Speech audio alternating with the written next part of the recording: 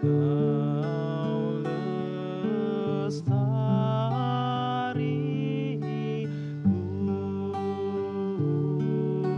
kudus, hormat syukur bagimu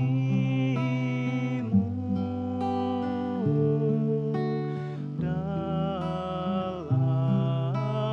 hosti kudus, ya Allahku. Pandanglah umatmu, segarkanlah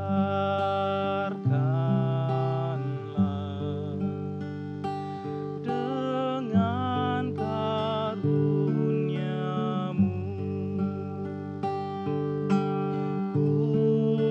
Kudus, kudus, kudus,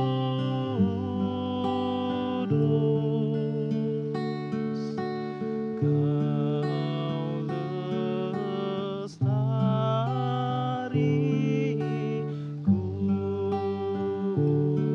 kudus, hormat syukur bagimu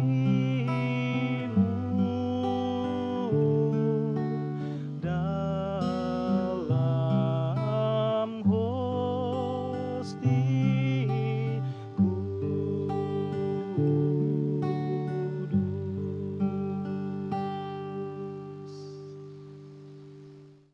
Pemirsa dimanapun Anda berada, kita berjumpa lagi di Mimbar Agama Katolik hari ini. Dan tema yang kita usung hari ini adalah Hari Raya Tubuh dan Darah Kristus. Dalam dialog kita hari ini telah hadir narasumber di studio kita. Yang pertama dari Suster Maria Rosina, PBHK. Dan yang kedua Bapak Timotius Jehaut Esfils. Dan sebelum memulai dialog kita pada hari ini dalam Mimbar Agama Katolik, kita mulai dengan doa pembukaan. Mohon kesediaan dari Bapak Timo untuk menghantar kita dalam doa pembukaan. Baik, umat yang terkasih, mari kita berdoa. Dalam nama Bapa dan Putra dan Roh Kudus. Amin. Amin. Tuhan Allah Bapa yang Maha Baik, puji dan syukur kami haturkan kehadirat-Mu atas rahmat dan berkat-Mu yang Kau anugerahkan bagi kami semua. Pada kesempatan ini kami akan membahas tentang Hari Raya Tubuh dan Darah Kristus. Hadirlah bersama kami ya Tuhan, agar apa yang kami perbincangkan pada kesempatan ini menjadi sumber kekuatan, memberi inspirasi bagi kami, teristimewa agar kami semakin menghayati Ekaristi, tubuh dan darah Kristus yang kami santap setiap kali kami merayakannya. Semoga berkat kehadiran Kristus senantiasa membawa pembaharuan dalam diri kami, teristimewa dalam tugas dan pengabdian kami. Sehingga dengan demikian kami menjadi pantas dan layak untuk menjadi pengikut putra-Mu Tuhan kami Yesus Kristus, sebab Dialah Tuhan dan pengantara kami yang hidup dan bertahta bersama Dikau dalam persekutuan dengan Roh Kudus, Allah sepanjang segala masa. Amin. Dalam nama Bapa Bapa dan Putra dan Roh Kudus. Amin. Pemirsa dimanapun Anda berada, Mimbar Agama Katolik hari ini seperti yang telah saya jelaskan mengangkat tema tentang Hari Raya Tubuh dan Darah Kristus. Satu tema yang menarik dan menjadi sebuah kekhasan dalam gereja Katolik, bagaimana tubuh dan darah Kristus memiliki tempat yang istimewa dalam pengembangan iman umat, terutama umat Katolik. Dan saya langsung saja ke narasumber, perlu dijelaskan kepada pemirsa yang menyaksikan Mimbar Agama Katolik ini, apa itu Hari Raya Tubuh dan Darah Kristus? Ya, baik, terima kasih Pak Alfian. Pesta atau peringatan Hari Raya Tubuh dan Darah Kristus ini itu dirayakan setiap bulan Juni, ya, dan selalu yang bertepatan dengan bulan Juni, hanya tanggalnya tidak selalu tetap, tapi biasanya dirayakan setiap bulan Juni, dan itu dirangkaikan juga dengan dalam tradisi gereja biasanya ada penerimaan komuni pertama bagi anak-anak, ya. Nah, Hari Raya Tubuh dan Darah Kristus itu di mana gereja secara khusus, ya, menaruh perhatian yang besar terhadap kehadiran Yesus sendiri, ya, yang kita santap dalam setiap kali kita merayakan Ekaristi. Dan pada momen-momen itu biasanya dirangkaikan juga dengan acara sambut baru atau penerimaan tubuh dan darah Kristus itu bagi anak-anak, dan itu ya sering dilakukan ya di seluruh gereja, ya. Biasanya dirangkaikan dengan pesta sambut baru atau calon komuni pertama bagi anak-anak. Nah, ini ya juga sekaligus momen bagi kita untuk semakin menyadari betapa pentingnya kehadiran kita dalam setiap kali kita merayakan Ekaristi. Artinya sekaligus menjadi momen bagi kita, momen refleksi bagi kita. Apakah kita sudah sungguh-sungguh menghayati perayaan Ekaristi itu dalam realitas kehidupan sehari-hari. Tidak hanya sekedar secara sakramental atau datang hadir dalam perayaan, tetapi bagaimana juga kita mewujudkan ya Ekaristi, menjadikan hidup kita itu sebagai sebuah Ekaristi, sebagai kurban ya dalam keseharian, dalam tugas dan pengabdian kita, sebagaimana Yesus sendiri juga ya yang telah mengorbankan dirinya dalam rupa roti dan anggur itu. Maka gereja ya setiap tahun ya merayakan Hari Raya Tubuh dan Darah Kristus ini. Ya, mungkin ya perlu ditambahkan bahwa Hari Raya Tubuh dan Darah Kristus ini juga berhubungan dengan setelah Hari Raya Tritunggal Maha Kudus, ya, Sister ya. Iya. Ya. Dan bicara tentang Hari Raya Tubuh dan Darah Kristus tadi tak lepas dipisahkan dari bicara tentang Ekaristi. Ya. Itu saja. Dan apa sebenarnya maksud Yesus dalam konteks agar kita makan tubuh dan darahnya? Ya. Apa maksud pesan Yesus mengatakan bahwa makan tubuh dan darahnya itu, apa maksud dari pernyataan Yesus itu sendiri? Baik, saya coba untuk menjawab berdasarkan dengan peristiwa di mana Yesus menegaskan, makanlah tubuhku dan minumlah darahku. Kita diingatkan kembali pada peristiwa perjamuan terakhir dalam perayaan, biasanya dirayakan pada Kamis Putih. Di sana katakanlah malam perjamuan terakhir atau malam perpisahan Yesus dengan para murid.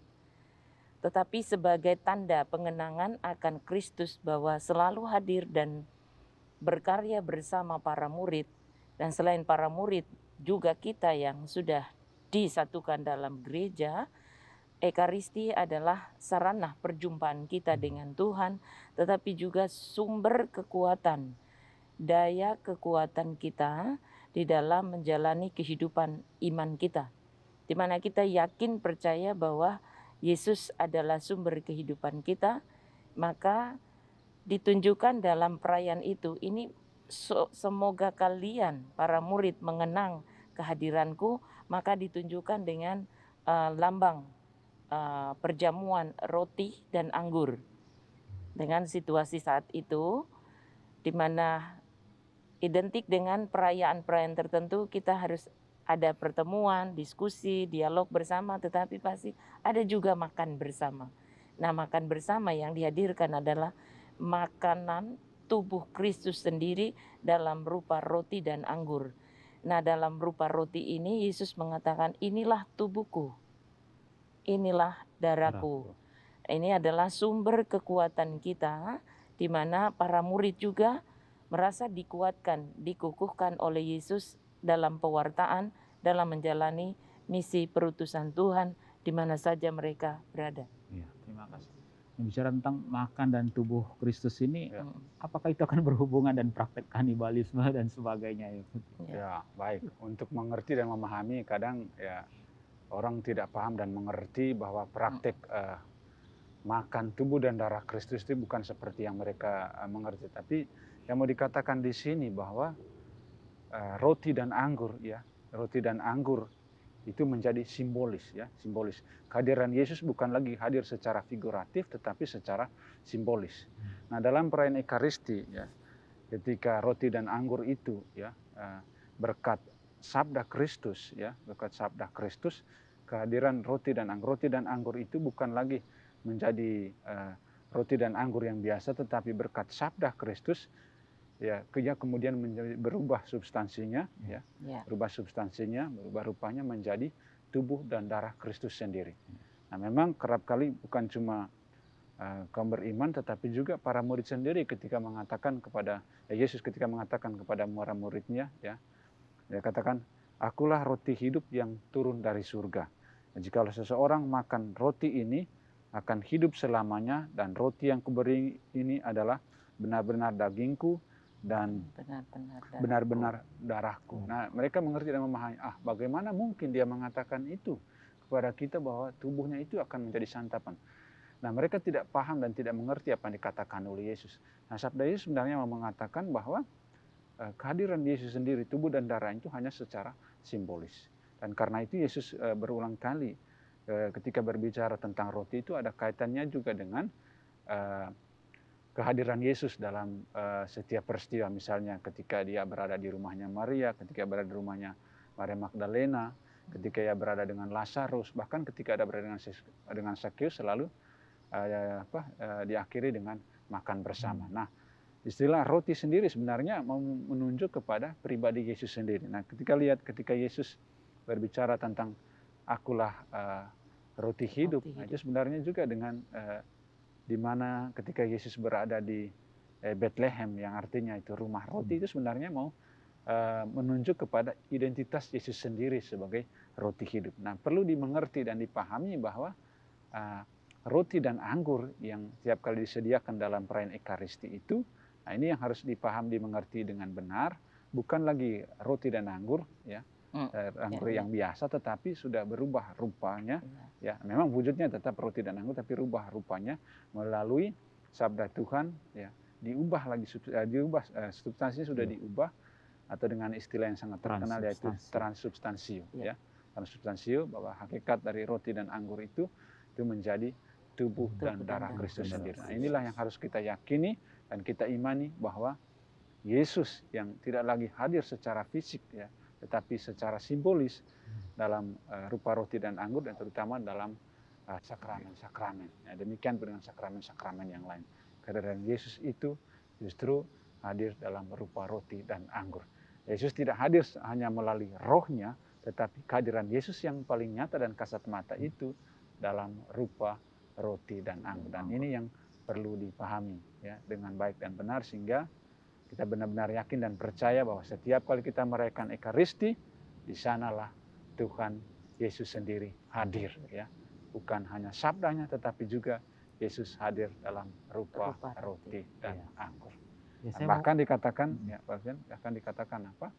Ya, barang siapa makan tubuhku dan minum darahku, ia akan hidup selama-lamanya. Bahkan Yesus dengan tegas mengatakan, kamu akan memperoleh hidup yang kekal. Iya. Ya, mungkin yang perlu dijelaskan adalah bagaimana mau menjelaskan bahwa dalam Ekaristi ini, dalam komuni kudus roti dan anggur ini, umat atau kita semua memahami ini adalah kehadiran yang nyata. Kristus di balik benda yang mungkin bagi awam melihat ini hanya sebagai sebuah fisik belaka, padahal sudah mengalami transubstansi. Roti dan anggur memang tetap akan menjadi roti anggur secara materi, tetapi maknanya menjadi kehadiran nyata Yesus Kristus. Itu bagaimana mau menjelaskannya? Baik, kita perlu berbicara tentang hakikat dengan rupa. Ya. Contoh kita sebagai manusia. Ya. Hakikat kita sebagai manusia adalah makhluk ciptaan Tuhan, atau gambaran atau manusia sebagai citra Allah sendiri. Rupa-rupa kita kan ada macam-macam, ya, punya ciri-ciri fisik yang berbeda. Ada yang kulitnya hitam, ada yang kulitnya putih, ada yang tinggi badan, ada yang pendek, ada yang lurus, ada yang keriting, dan rupa-rupa hal. Tapi bahwa kita hakikatnya adalah manusia ciptaan Tuhan. Nah, dalam perayaan Ekaristi, dalam rupa roti dan anggur itu, ya, hakikatnya memang roti, ya. Tetapi berkat sabda Tuhan yang diwartakan dan disabdakan dalam perayaan Ekaristi itu, dan juga melalui tindakan dari imam atau pastor selaku in persona Christi, ya, mengangkat ya tubuh dan darah Kristus itu bukan lagi ya roti dan anggur yang biasa, tetapi melalui proses substansi tadi itu ya hakikatnya lagi bukan roti yang biasa, tetapi menjadi tubuh dan darah Kristus sendiri. Sehingga kita meyakini dengan penuh keyakinan dan penuh iman, ya kita menyadari dan percaya bahwa Kristus sungguh-sungguh hadir dalam rupa roti. Walaupun bukan secara figuratif lagi Yesus yang tampak secara fisik, tetapi secara simbolis dalam rupa roti dan anggur. Sehingga kita benar-benar menghayati Ekaristi itu dalam kehidupan sehari. Bahkan ketika kita menghadiri perayaan Ekaristi kapan dan di mana saja, kita yakini di sanalah Tuhan sendiri hadir, Yesus sendiri hadir. Ya, mungkin Suster perlu menambahkan untuk menegaskan kembali kehadiran nyata Yesus Kristus itu di dalam tubuh, dalam roti dan anggur ini, terutama bagaimana prosesnya sehingga roti dan anggur ini menjadi sebuah tanda kepada umat sekalian melalui perayaan Ekaristi atau misa begitu, yang menunjukkan bahwa ini bukan roti dan anggur biasa lagi, tapi tanda kehadiran Yesus Kristus. Iya. Baik, saya tidak mengurai lebih panjang lagi karena tadi sudah lebih jelas diuraikan oleh Pak Timo. Hanya lebih pada supaya kesakralan itu dirasakan oleh umat ketika kita masuk dalam Ekaristi bersama. Dalam perayaan Ekaristi di gereja tentunya kita disatukan dalam ibadat sabda, tetapi juga dalam perjamuan di mana Kristus sendiri hadir, dan di sana ada doa-doa khusus, rumusan-rumusan doa seperti doa syukur agung yang itu mengarahkan kita pada pengenangan akan Kristus dalam kehadirannya bersama kita umat manusia. Nah, dalam konteks ini selalu dihadirkan jika kita menghadiri perayaan Ekaristi, kita dalam keseluruhan hati, seluruh jiwa raga kita menyatu karena Kristus hadir bersama kita pada waktu itu. Dan dengan sabdanya yang tadi sudah disampaikan bahwa lebih menegaskan lagi pada kesucian dan kemurnian daripada hakikat dari tubuh Kristus itu sendiri.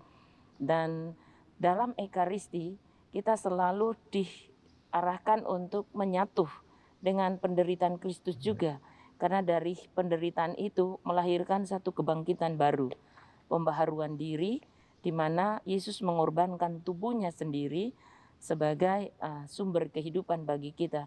Itu bukan perjuangan yang sederhana, tetapi itu perjuangan yang sangat luar biasa.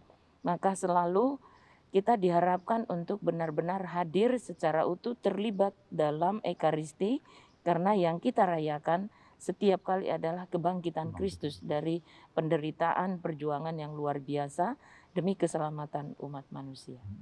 Berarti dalam konteks Gereja Katolik secara khusus, Ekaristi ini menjadi sumber dan puncak kehidupan Kristiani. Ya, benar sekali. Sebagai sesuatu yang utama. Ya. Mungkin bisa juga dijelaskan mengapa Ekaristi itu menjadi puncak dan sumber kehidupan Kristiani, terutama di kita umat Katolik.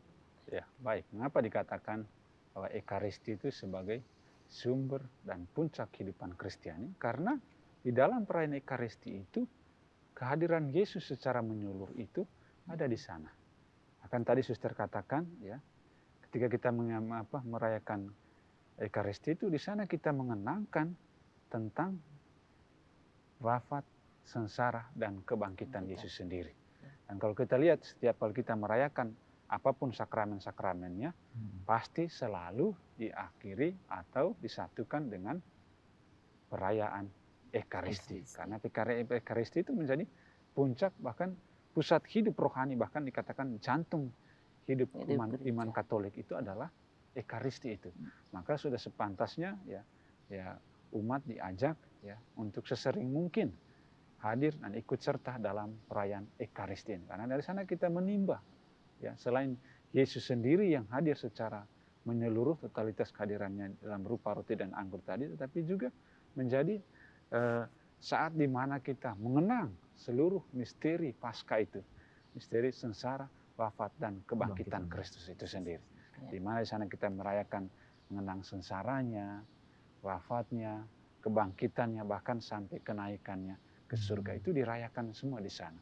Selain sabda yang diwartakan, ya, tetapi juga bahwa Kristus itu sendiri hadir. Maka sering dikatakan bahwa umat Katolik itu tidak bisa lepas atau tidak bisa dipisahkan dari namanya perayaan Ekaristi. Apapun bentuk perayaannya, sakramen apapun, tapi selalu disatukan atau diakhiri dengan namanya perayaan Ekaristi. Karena itu dikatakan Ekaristi sebagai sumber puncak kehidupan iman Kristiani, bagi kita sebagai orang Katolik. Itu karena itu ya penting untuk selalu menyadari tentang arti dan makna dari perayaan Ekaristi ini. Ya, bukan sekedar hadir secara harfiah rajin masuk gereja, tapi betul-betul kita menyadari bahwa Ekaristi, ya, selain Yesus yang bersabda, tapi dia juga hadir tampak secara nyata. Dan karena itu berkat Ekaristi ini kita dipersatukan, kita menimba kekuatan, bahkan kehidupan rohani kita itu diubah, ya, diubah. Dan itu tujuan sebenarnya Ekaristi, bukan supaya saya masuk surga, tetapi supaya kita apa?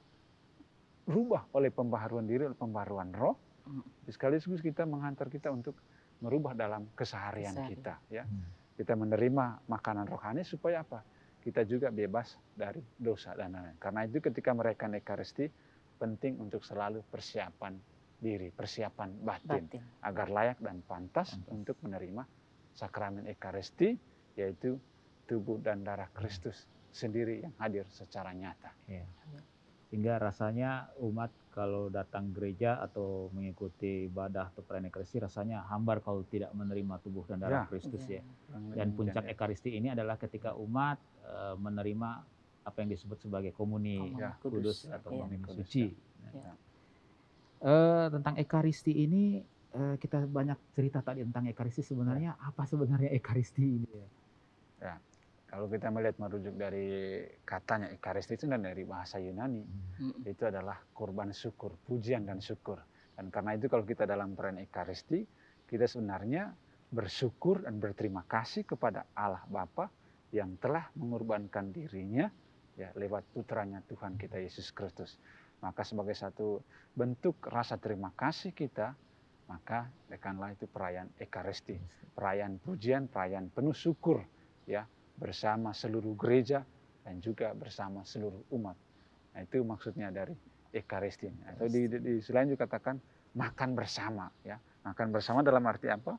Makan bersama tubuh dan darah Kristus yang hadir dalam tiap kali kita merayakan Ekaristi itu. Ya. Saya boleh menambah. Saya ingat akan salah satu kutipan dari Injil Yohanes yang menunjuk pada pengorbanan Kristus yang luar biasa, yang kita katakan sebagai sumber kekuatan kita. Itu dalam peristiwa ketika Yesus bergantung di salib. Saat itu para serdadu mematahkan kaki para pendosa yang ikut disalibkan bersama Yesus. Tetapi ketika di hadapan Yesus sendiri, ternyata sudah wafat. Dan supaya membuktikan bahwa benar-benar anak Tuhan ini wafat, putra Allah ini wafat, maka lambungnya ditikam oleh salah satu serdadu. Dan kemudian lambung ditikam, saat itu mengalir darah dan air yang dilambangkan sebagai sumber kekuatan kita dalam berekaristi, di mana ketika air melambangkan kesegaran, kehidupan, tapi sekaligus penyucian bagi diri kita, dari keimanan kita, untuk lebih memurnikan motivasi kita, lebih percaya pada Tuhan, tidak sekedar percaya dengan mulut, tetapi dalam penghayatan kita, dalam kehidupan kita. Melalui darahnya, darah ini yang diwujud nyatakan dalam rupa anggur yang menjadi minuman, di mana menyegarkan jiwa kita tapi sekaligus menguatkan, dan kita juga pun mengalirkan rahmat itu, kekuatan itu juga bagi orang lain. Kalau dalam penghayatan kami para suster PBHK dan MSC lebih pada spiritualitas hati.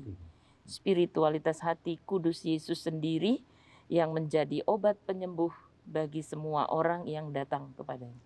Oke, ya. Masih banyak hal yang mungkin perlu kita dialogkan lagi, terutama untuk memperkuat wawasan dan pendalaman iman pemirsa mengenai Ekaristi ini. Tapi kita akan lanjutkan kembali dialog kita. Sebelumnya, mari kita dengarkan satu lagu pujian untuk kita semua.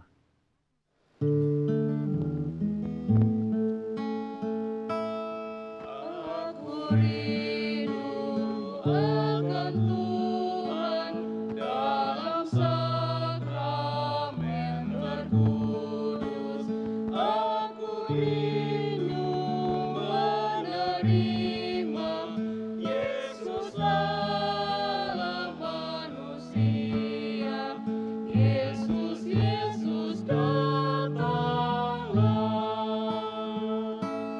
Yesus tinggal di hatiku, aku amat bahagia. Yesus sungguh sahabatku, dalam suka dalam duka. Yesus kau sahabatku. Salam tubuh yang mulia, salam darah yang berharga. Kau menghapus dosa dunia, dalam wafatmu di salib. Puji syukur